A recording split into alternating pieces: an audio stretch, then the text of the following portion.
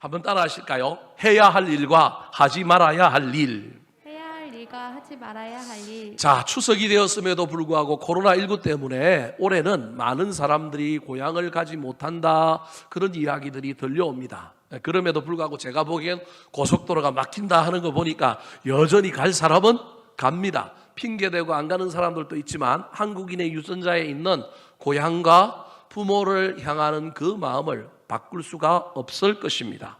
추석은 분명히 기쁜 날입니다. 하지만 기쁨 끝에 간혹 불행이 기웃거리기도 합니다. 그래서 방심하면 안 됩니다. 깨어 있어야 합니다. 여자들 중에 명절만 되면 찾아오는 가슴이 떨리고 극심한 스트레스의 증상이 있습니다.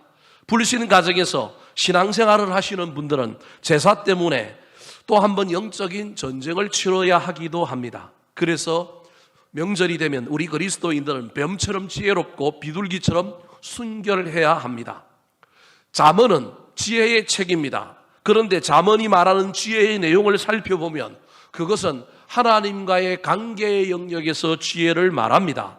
잠언이 말하는 지혜의 핵심은 한마디로 요약하면 여호와를 경외하는 것이 지혜의 근본이다, 그런 말입니다. 하지만 잠언의 지혜는 하나님을 향한 관계의 지혜로만 끝나지 않습니다.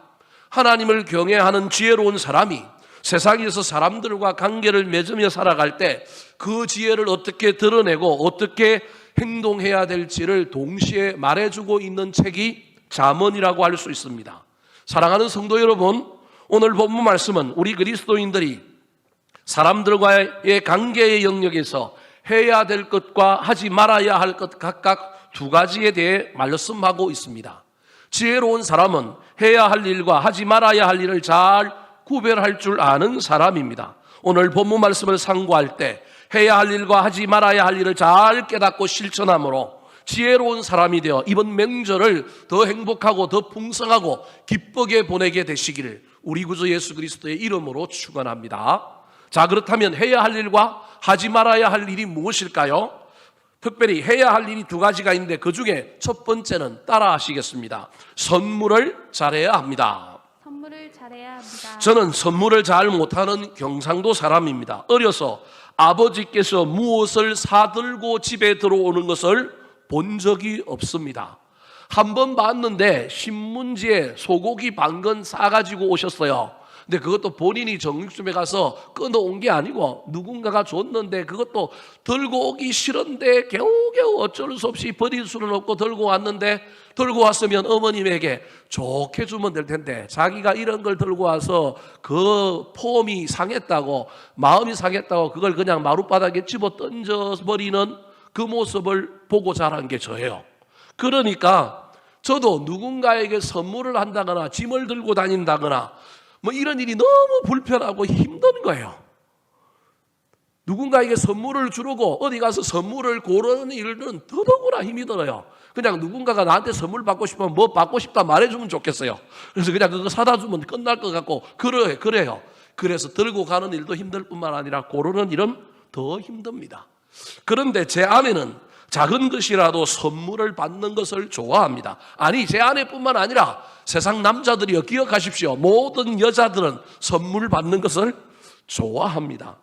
25년이나 함께 살다 보니 기념일이 찾아오면 경상도 남자의 기질을 버리고 서울 남자의 유전인자를 빌려서 적은 것이라도 선물을 주므로 가정의 평화를 이루며 살려고 애를 쓰며 살고 있습니다. 그런데 한 5년 전부터 아내에게 줄 선물을 준비하다가 저도 모르는 사이에 마음이 달라지는 것을 경험하게 되었습니다. 그 이전까지는 의무방어전, 어쩔 수 없이 가정의 평화를 위하여 해야 되는 것 때문에 의무적으로 선물을 준비했다고 한다면 5년 전부터는 선물을 준비할 때 아내가 고맙고 이런 인간, 이런 지랄 같은 성격을 가진 사람하고 살아줘서 고맙고 사랑스럽다, 오래 같이 살았으면 좋겠다, 그런 마음이 들어서 선물을 준비할 때 예전에는 그냥 준비했는데 그냥 사줬는데 뭘 좋아할까, 뭐가 마음에 들까, 어떤 것이 좋을까, 어떤 색깔을 좋아하더라, 이런 것을 눈여겨보게 되었습니다. 의무감으로 선물을 준비하는 것이 아니라 선물에 마음을 담기 시작한 것입니다. 사랑하는 성도 여러분, 선물에 마음이 담기고 선물이 마음과 함께 상대방에게 전달되면 놀라운 일이 일어납니다. 어떤 일이 일어날까요? 16절 말씀 같이 한번 읽어볼까요? 시작. 사람의 선물은 그의 길을 넓게 하며 또 존귀한 자 앞으로 그를 인도하느니라. 선물은 길을 넓혀줍니다. 선물은 우리를 좋은 곳으로 인도해 줍니다. 저때 선물은 히브리어로 마탄이라고 하는데, 저 마탄이라고 하는 단어는 어떤 단어냐 하면 그냥 뇌물이 아니라 선물인 것입니다. 아무런 사심 없이 존경과 사랑의 표시로 전달하는 예물이 히브리어로 마탄이라고 하는 선물입니다. 16절에 쓰고 있는 선물은 뇌물이 아닙니다.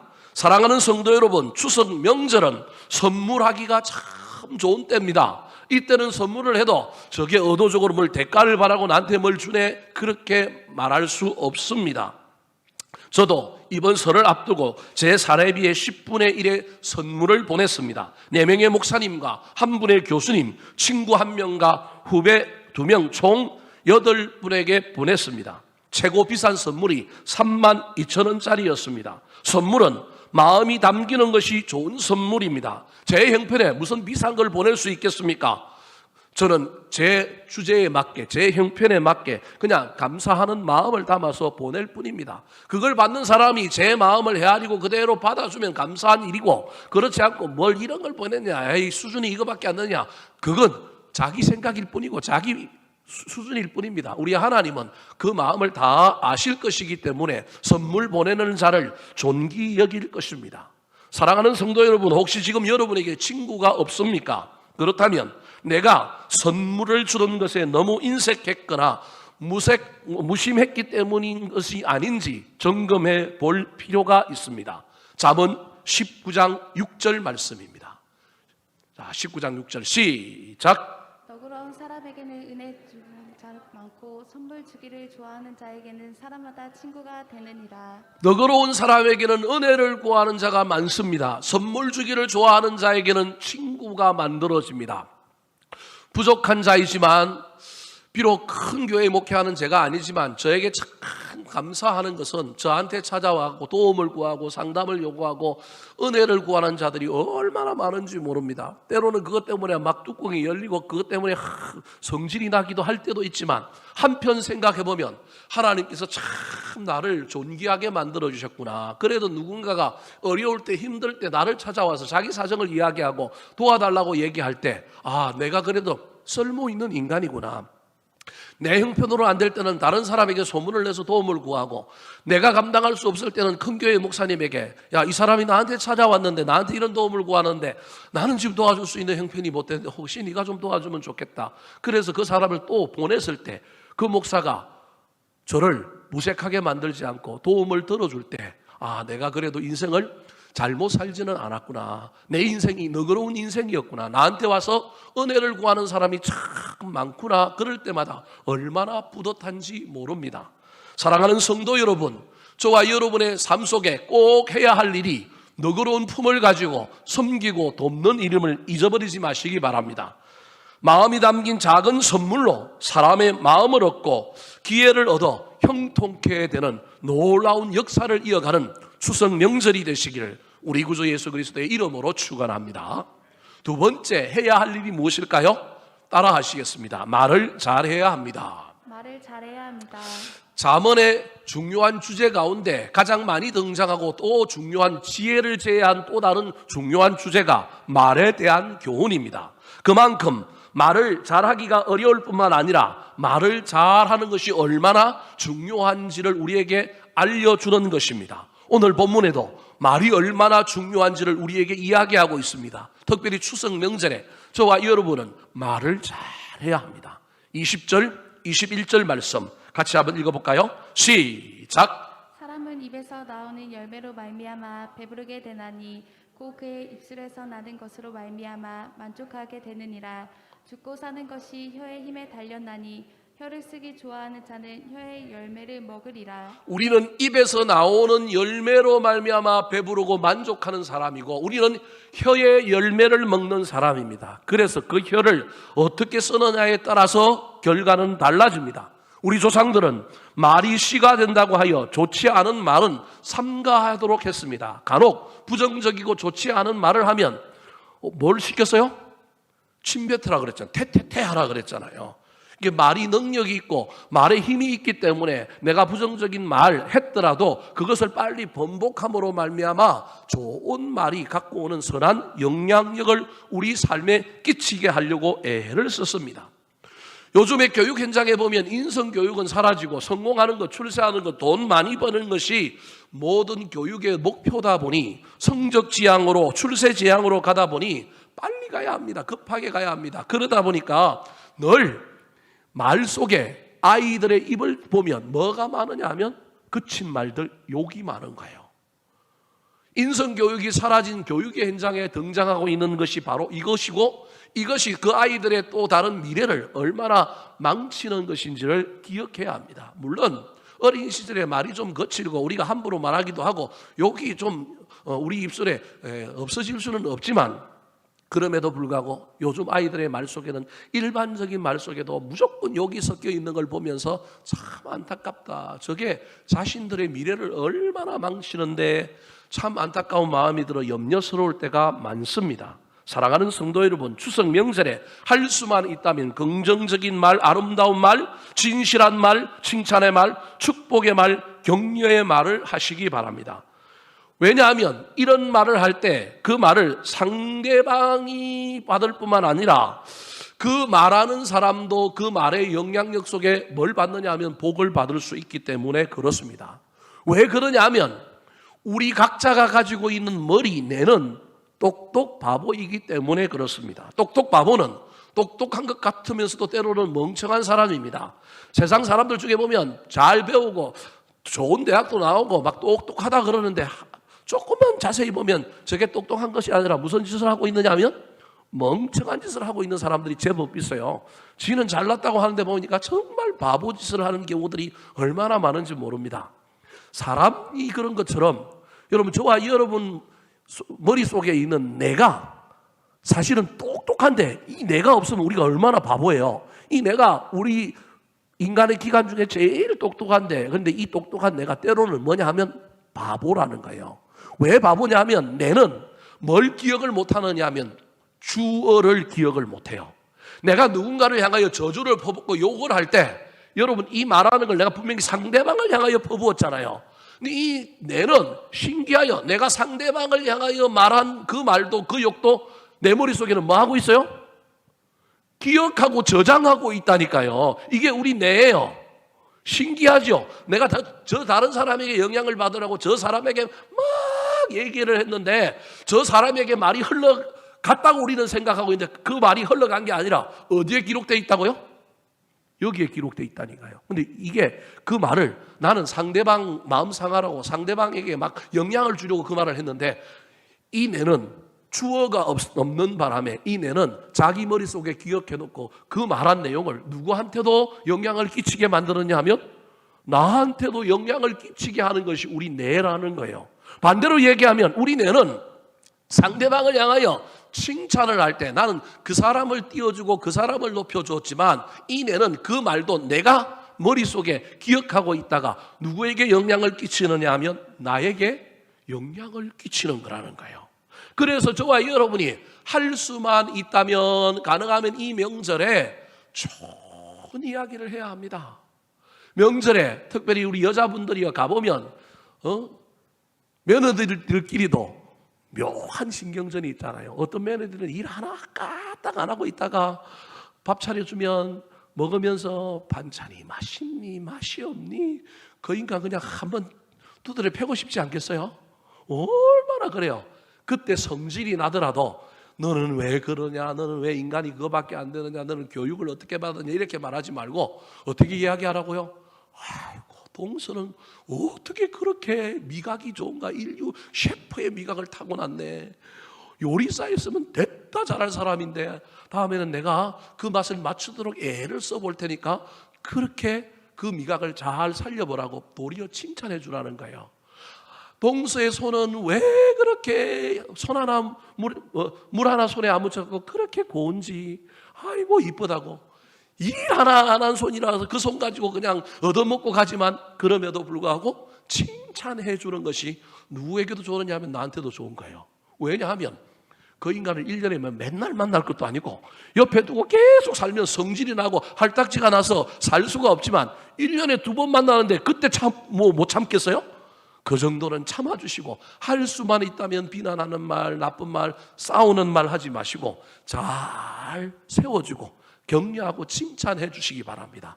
그때 그 말이 상대방에게도 영향을 끼칠 뿐만 아니라 누구에게도 영향을 끼치느냐 하면 나에게도 영향을 끼칩니다. 그래서 우리 예수님께서 전도하러 예수님의 제자들을 둘씩 짝지어 보낼 때 이렇게 말씀하셨습니다. 누가복음 10장 5절 6절 말씀입니다. 시작. 어느 집에 들어가든지 먼저 말하되 이 집이 평안할지어다 하라. 만일 평안을 받은 사람이 거기 있으면 너희의 평안이 그에게 머물 것이요 그렇지 않으면 너희에게로 돌아오리라. 축복했는데 그가 받지 않으면 그 축복은 누구에게로 돌아오느냐 하면 나에게로 돌아오는 것입니다. 사랑하는 성도 여러분, 말은 부메랑입니다. 반드시 돌아옵니다. 그러므로 저와 여러분이 이번 추석에 할 수만 있다면 말의 지혜자들이 되었으면 좋겠습니다.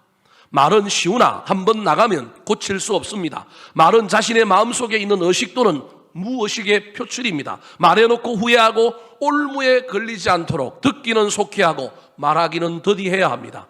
이번 추석 명절에 내 입술에 파수꾼을 세우고 내 입술이 성령으로 거듭나게 해달라고 기도함으로 말미암아 할 수만 있다면 성질 죽이고 이 머리에 뚜껑 잘 닫으시고 칭찬하고 축복함으로 말미암아 그 복이 추석 명절 이후에 나에게로 몽땅 돌아와서 내가 더 잘되고 형통해지는 놀라운 역사를 경험하게 되기를 우리 구주 예수 그리스도의 이름으로 축원합니다.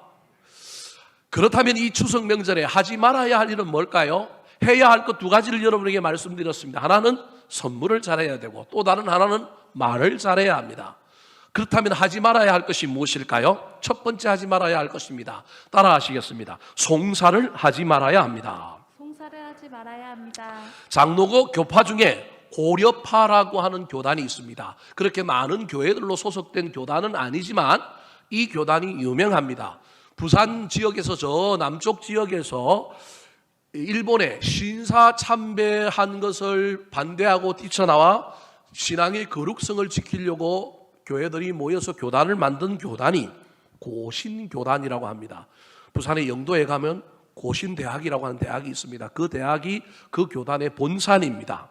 그런데 이 고신교단에서도 더 근본적이고 더 거룩해지려고 뛰쳐나온 사람들이 있는데 그 사람들이 누구냐 하면 고려파라고 하는 사람들입니다. 이 사람들이 가지고 있는 특징 중에 하나가 어떤 특징이냐 하면 교회 내에 갈등이 있고 분란이 일었을 때 이 분란과 갈등을 어디로 갖고 가지 않는다라고 하는 원칙을 가지고 있느냐 하면 세상 법정으로 가지고 가지 않는다라는 거예요. 10년 전만 해도 한국 교회에 수많은 긴장과 갈등 속에 교회 내 싸움이 얼마나 많았는지 모릅니다. 목사파, 장로님들파, 안수집사파 나눠가지고 긴장과 갈등 속에 얼마나 많은 싸움을 벌이고 교회가 갈라지고 분란하는 가운데 교인들이 떠나고 얼마나 힘든 일들이 많았는지 모릅니다. 최근까지만 해도 그런 일들이 있다가 요즘은 뚝 끊어졌습니다. 왜 끊어진 줄 아십니까? 코로나 때문에 그렇습니다. 여러분 새롭게 담임 자리에 올라간 목사님들 행운아들입니다. 최근에 한 3, 4년 전에 담임 자리에 간 사람들은 코로나19 때문에 모이지 않으면 뭐 할 일도 없어요? 싸울 일도 없는 거예요. 코로나 때문에 성장에 대한 문책, 성장에 대한 수긍이 없는 거예요. 그래서 새롭게 담임 자리에 간 목사님들이 좀 편안하게 지금 보내고 있습니다. 목사님들끼리 만나면 후배 목사들에게 야, 코로나19가 우리 교회와 목회자들에게 큰 짐이 되고 어려움이 되지만 너 같은 경우에는 너 복 받은 줄 알아라. 네가 코로나19 때문에 지금 한 3년 이 정도 되면 교회 안에 긴장이 일어나고 갈등이 일어나고 네가 부임했는데 성과를 내야 되는데 교회가 성장하느냐 숫자가 늘어나냐 이런 가지고 너를 평가할 건데 지금 그거 안 하니까 너 얼마나 좋으냐. 코로나가 도움될 때도 있다. 그러나 정신 차려야 된다. 이거 끝나고 나면 반드시 또다시 문제가 생길 거다. 내공을 키우고 교인들을 잘 돌보고 어떻게 또 교회를 이끌어가야 할지 영성이 충만하여 하나님께 기도하는 가운데 준비해야 된다. 그런 이야기들을 할 때가 있습니다. 여러분, 코로나 끝나고 나면 또 한국교회 또 한 번 어려움들이 있을 거예요. 왜냐하면 코로나 때문에 교인들 숫자는 줄었죠. 헌금은 줄었죠. 그러면 필연적으로 이 문제와 관련하여 누군가에게 화살을 쏘고 누군가에게 책임을 묻게 되는 구조를 가지고 있는 것이 인간 사회입니다. 인간 사회는 반드시 그럴 수밖에 없는 거예요. 그러면 제일 먼저 타겟이 될 사람이 누구냐 하면 목회자입니다. 왜냐하면 교회의 모든 문제의 제일선의 책임은 누구한테 있어요? 목사님에게 있으니까. 그래서 교회가 성장하지 않는 것, 교회에 어려움이 있는 건 전부 목회자 책임이죠. 그럼 그때 조심해야 합니다. 잘 선방하고 있고 줄어도 조금만 줄었다면 잘한 것으로 여겨주시기 바랍니다. 70년대, 80년대 교회가 왕창 성장하던 시대에 그 성장의 마인드를 가지고 지금 시대의 잣대에 되면 살아남을 목회자들이 아무도 없습니다, 여러분. 지금은 선방만 해도 뭐 한 거냐면 잘한 거고요. 늘어난 교회는 됐다 잘한 거고요. 조금 줄어도 그건 잘했다고 여겨줘야 되는데 옛날 패러다임을 가지고 그 잣대를 들이대면 이제는 이제 교회 안에 또 분란이 일어나는 겁니다. 그러다 보면 막 싸우다가 난리가 나는 거예요. 목사님 설교가 마음에 안 드는 거예요. 인격적으로 교인들을 잘 대하지 않는 것 같고 내 스타일이 아닌 것 같아요. 그래서 목회자 갈아보면 바꿔보면 교회가 성장할 줄 아는데 갈아보시고 바꿔보십시오. 10개 교회 중에 9개는 똑같습니다. 한두 개 교회만 바뀔 따름입니다. 조심하셔야 됩니다. 그래서 코로나 이후에 한국 교회가 또 한 번 대혼란을 겪을 것입니다. 문제는 그때 긴장하고 갈등하다 보면 무슨 문제가 생기느냐 하면 교회 안에서 싸우다가 이 문제가 해결 안 되니 이 문제를 어디로 갖고 가요? 세상 법정으로 갖고 가는 거예요. 그러니까 판사들이 아니 교회에서 서로 좀 의논하고 좀 잘해보지 이걸 가지고 우리한테 왔느냐. 교회가 세상에 판단을 받는 문제가 생기는 거예요. 근데 판단을 받아도 해결이 되지 않고 어려운 일들이 벌어지는 거예요. 근데 이 고려파 교회는 절대 이 문제를 어디로 가져가지 않기로 약속하고 이 교단을 시작했느냐 하면 세상 법정으로 가져가지 않기로 결단한 거예요. 그래서 이 교회는 분란이 일어나면 자기들끼리 치고받고 싸우다가 이 교단은 대체로 어떻게 하느냐 하면 안 맞는 것 같으니 서로 뭐 하자고요? 건설적으로 헤어집시다. 아브라함과 조카 롯이 같이 살다가 헤어진 것처럼 헤어지는 것이 정답이라는 게 아니고 정말로 서로 맞지 않고 모여 사는 것이 힘들면 헤어지는 것이 어쩌면 하나님의 뜻일 수도 있습니다. 헤어집시다. 교회는 당신들이 가지시고 교회 제사의 일부는 통장은 우리에게 주시오. 무슨 방법이든지 하여튼 그렇게 해서 교회가 나눠졌습니다. 나눠졌으니 숫자도 줄고 교세도 줄고 상처도 있어서 힘들지만 한참 지나다 보니 더 많이 싸우고 세상 법정까지 가고 감정의 골이 깊어질 때까지 싸우지 않고 우리가 서로 안 맞는다 함께 있는 것이 도저히 아니다 싶은 것이 판별이 되어서 헤어져 버리면 그래도 상처는 남지만 한 2, 3년 지나고 나면 100명이 모여있던 교회가 싸움으로 말미암아 50명 흩어졌는데 교회는 결론적으로 3, 4년 지나고 나니까 하나여서 몇 개가 된 거예요? 2개가 됐고 100명 모여있던 교회가 처음에는 힘들었지만 한 3, 4년 지나고 나니 회복돼서 여기 70명 저기 80명 150명 교회가 되더라. 물론 이러지 않을 수도 있습니다. 너무 심하게 싸우는 바람에 쪼그라져가고 교회 나누는데 2개 다 망해갖고 교회가 없어질 수도 있습니다. 그런데 대체로 고려파 교회의 교단들은 그렇게 싸우다가 긴장하고 갈등하다가 둘이 나누어졌는데 나누어진 교회들이 훨씬 더 성장하여 살아가는 경우들이 훨씬 많다라는 거예요. 단 조건은 너무 심하게 안 싸우는 거예요. 세상 법정까지 갈 정도로 안 싸우는 거예요. 싸우다가 긴장하다가 갈등하다가 이거 도무지 안 맞네. 이건 합의할 마음이 안 되네. 서로 화해할 수 없네. 같이 사는 것이 도저히 안 되네라고 하는 판단이 있었을 때 이 사람들은 그걸 가지고 끝까지 우리가 이겨야 된다. 10대 빵 이게 아니라 5대4, 5대5, 6대4, 7대3 이런 걸 가지고 서로 나누어지는 훈련이 이 교단한테 되다 보니 이 교단은 이 교단은 분리가 하나님의 뜻이요 분리해서 잘 되는 경우들을 훨씬 많이 보는 거예요.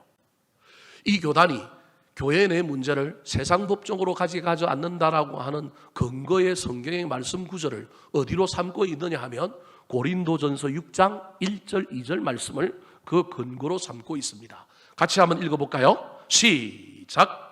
너희 중에 누가 다른 이와 더불어 다툼이 있는데 구태여 불의한 자의 앞에서 고발하고 성도 앞에서 하지 아니하느냐?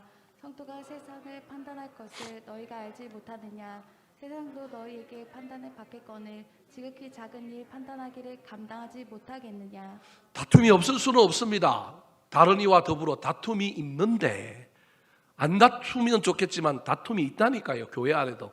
구태여 불의한 자들 앞에서 고발하고 이런 일을 하면 안 된다라는 거예요.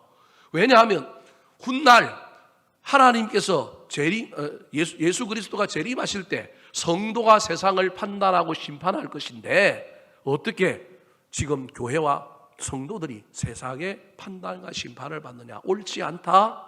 그렇게 말하고 있는 겁니다.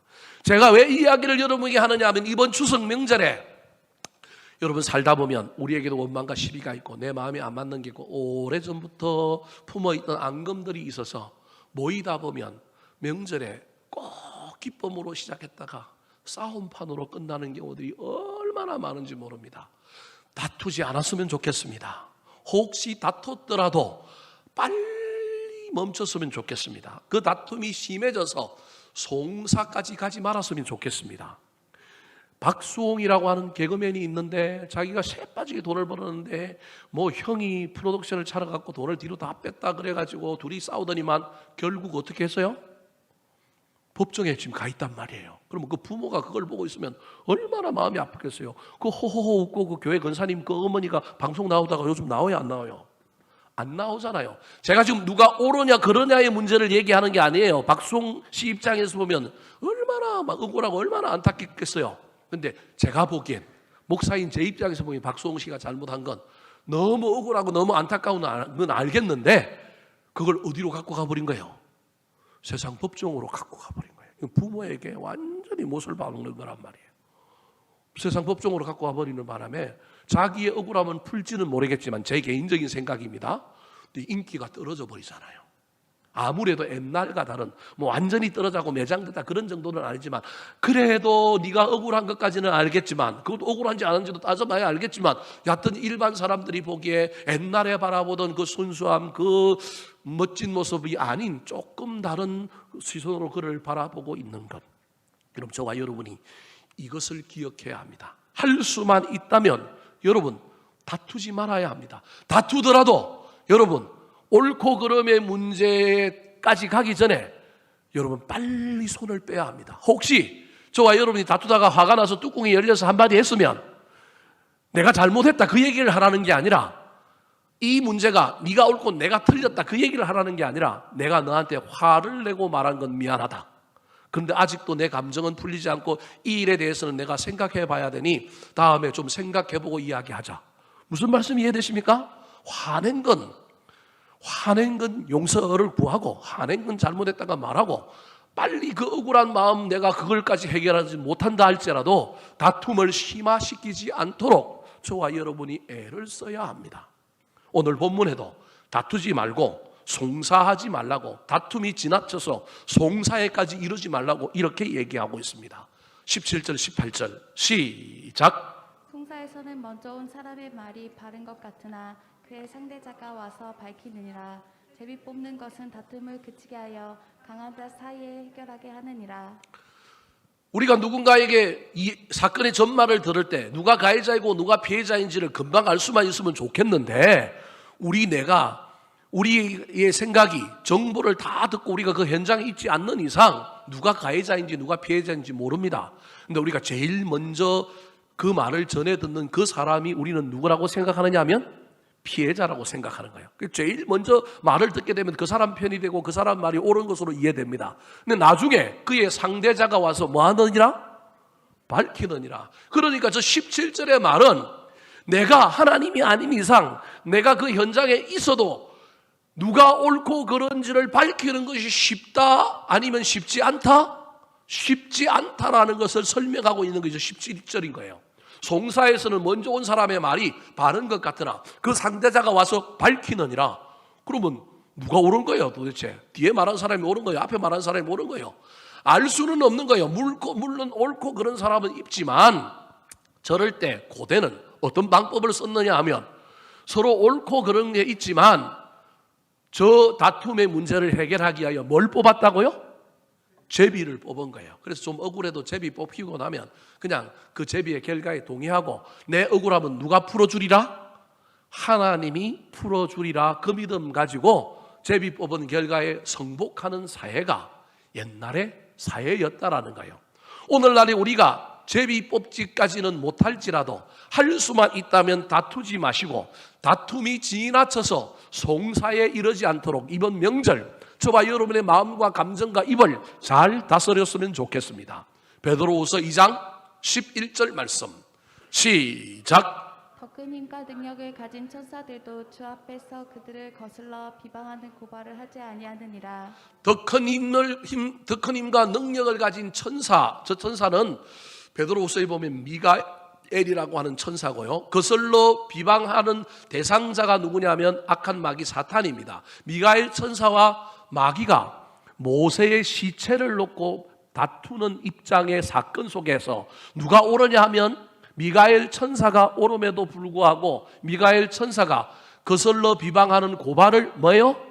하지 않는 거예요. 누가 알아서 할 거기 때문에, 하나님이 알아서 할 거기 때문에. 자기가 옳음에도 불구하고 우리보다 더 큰 힘과 능력을 가진 천사들도 그러하지 않는다고 한다면 저와 여러분도 이 세상의 관계 속에서 할 수만 있다면 좀 참아주시기 바랍니다. 다투는 것까지 어쩔 수 없지만 다툼이 지나쳐서 송사까지 가지 않도록 저와 여러분이 지혜를 발휘하시고 인내심을 발휘하시고 넓은 마음을 품게 되시기를 우리 구주 예수 그리스도의 이름으로 축원합니다. 마지막으로 이번 추석 명절에 저와 여러분이 하지 말아야 할 것이 무엇일까요? 따라 하시겠습니다. 노엽게 하지 말아야 합니다. 노엽게 하지 말아야 합니다. 자, 아까는 다툼이 지나쳐서 송사에 이르는 것에 대하여 말씀을 드렸습니다. 그래서 우리가 할 수만 있다면 다툼을 하지 않아야 되고 그 다툼 끝에 송사에 이르기까지 가지 말아야 합니다. 근데 문제는 그러면 뭐 하지 않으면 되느냐 하면 다투지 않으면 되잖아요. 근데 다투어서 송사를 가게 되는 중요한 원인, 다툼의 원인을 저와 여러분이 잘 알아야 합니다. 다툼에는 여러 가지 원인이 있습니다. 미움도 있고 시기도 있고 질투도 있고 이기심도 있고 경쟁심도 있습니다. 그런데 저것 때문에 다퉜다 할지라도 저와 여러분이 그래도 조금 품이 넓다고 한다면 금방 화해할 수 있습니다. 또는 조금 묻어두고 넘어갈 수 있습니다. 그런데 원수가 되고 송사에 이르기까지 하고 관계를 절단하는 다툼의 원인이 있습니다. 그것이 무엇일까요? 오늘 본문 19절입니다. 같이 한번 읽어볼까요? 시작. 노엽게 한 형제와 화목하기가 견고한 성을 취하기보다 어려운즉 이러한 다툼은 산성 문빗장 같으니라. 자, 노엽게 한 형제. 내가 누군가를 뭐 하게 했느냐 하면 노엽게 했어요. 근데 그 형제하고는 뭐 하기가 어렵다고요? 화목하기가 어려운 거예요. 얼마나 어려우냐 하면 견고한 성을 취하기보다 어려운 거예요. 견고한 성은 벽돌로 막 또는 바위로 성벽을 막 견고하게 지어놨기 때문에 성벽을 오르지 않는 한 그 성벽을 무너뜨리고 점령하기가 쉽지 아니하여서 사극 같은 데 보면 견고한 성벽을 가지고 있는 성을 빼앗을 때는 반드시 어떻게 하느냐 하면 나무 문이 있는 그 문을 통나무를 가지고 사람들이 뒤에서 들고 와서 어떻게 해요? 문을 어떻게 해요? 쿵쿵 밀어서 문을 부수잖아요. 그런데 그 문을 부수지 못하도록 문 뒤에는 뭘 질러 놓고 있어요? 문 빗장을 막 2개, 3개를 질러 놓고 있는 거예요. 그러니까 아무리 막 통나무를 가지고 막 문을 쳐도 그 문이 안 열리는 거예요.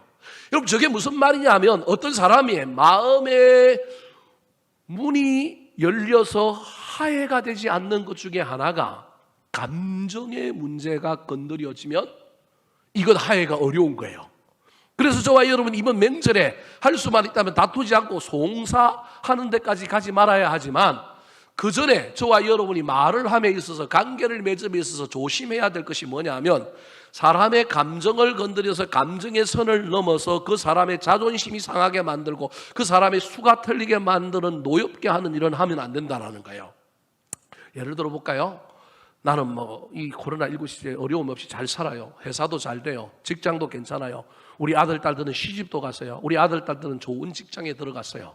그런데 모였는데 누군가가 우리 자녀들을 칭찬하고 우리 가정을 칭찬하면 그거야 어쩔 수 없지만 남이 갑자기 취직을 했다고 우리 사촌이 누군가가 또는 뭐 동서의 가정에서 아들이 딸이 취직했다고 이야기하니까 내가 갑자기 우리가 자기들보다 꿀릴 수 없다고 나서 가지고 더 큰 자랑을 하다가 우리 아들 자랑, 우리 가정 자랑, 우리 집의 재산 자랑, 차 자랑 막 자랑을 하다가 셋째네, 둘째네가 처음을 시작을 했는데 첫째네가 보고 있다가 막 자랑을 하다가 셋째네는 둘째들보다 더 못한 거예요. 거기는 뭐 실업자가 수두룩 빽빽하고 거기는 막 시집 안 가고 노처녀가 있고 막 이러는데 이 첫째네가 둘째네가 이야기하는 자랑질에 발끈해갖고 자랑질을 하다가 화살을 어디까지 쏘아버리느냐 하면 셋째네에 쏟아가지고 그 셋째네를 향하여 저렇게 살면 안 된다고까지 얘기를 해버렸어요. 이게 뭐 한 거라고요? 노엽게 한 거예요. 분위기 파악이 1도 없어가지고 나는 그냥 내 자랑한 것 같고 그냥 있는 사실 얘기하고 팩트를 얘기했다고 얘기하는데 지나고 보니까 셋째가 이제는 첫째네하고 왕래도 안 하고 쳐다도 안 보고 나는 저런 인간하고는 쳐다도 안 보고 내가 우리 엄마 뱃속에서 같이 태어난 걸 후회한다 이래버리는 거예요. 여러분 객관적으로 보면 아무 일도 아닌데 왜 셋째가 그렇게 반응할까요? 노엽게 했기 때문에 그래요. 단순히 화를 나게 한 것이 아니라 감정을 건드리는 노엽게 하는 일이 제일 어려운 일이에요. 사람의 관계의 문제를 다룰 때 그냥 팩트, 그냥 나타난 정상만 보면 이거 아무것도 아닌 이야기지만 감정의 골이 깊어서 어떤 것 때문에 내 감정이 상한 사람들을 치유하고 회복하고 관계를 화복하게 하는 게 너무 어려워요. 왜냐하면 이게 마음이 상해버린 거기 때문에 그러는 거예요. 여러분 이번 추석 명절에 할 수만 있다면 다른 사람의 마음을 상하게 하는, 단순히 상하게 하는 정도가 아니라 노엽게 하는 일이 없었으면 좋겠습니다. 노엽게 하면 문을 닫게 만듭니다. 노엽게 하면 관계를 파괴시킵니다. 훗날 이것이 기초돌이 되어서 그 위에 또 다른 것을 쌓아서 다툼과 분쟁이 늘어나고 어디까지 가느냐 하면 송사하는 데까지 간다는 사실을 기억하여 저와 여러분이 뒤에라도 깨달았으면 내가 그거 나는 그냥 단순하게 생각했는데 이게 이런 문제가 있구나. 미안하다. 여러분, 저와 여러분이 마음문을 열 수 있게 되기를 축복합니다. 말씀을 마치려고 합니다. 사랑하는 성도 여러분, 이번 추석 명절에 행복하시기 바랍니다.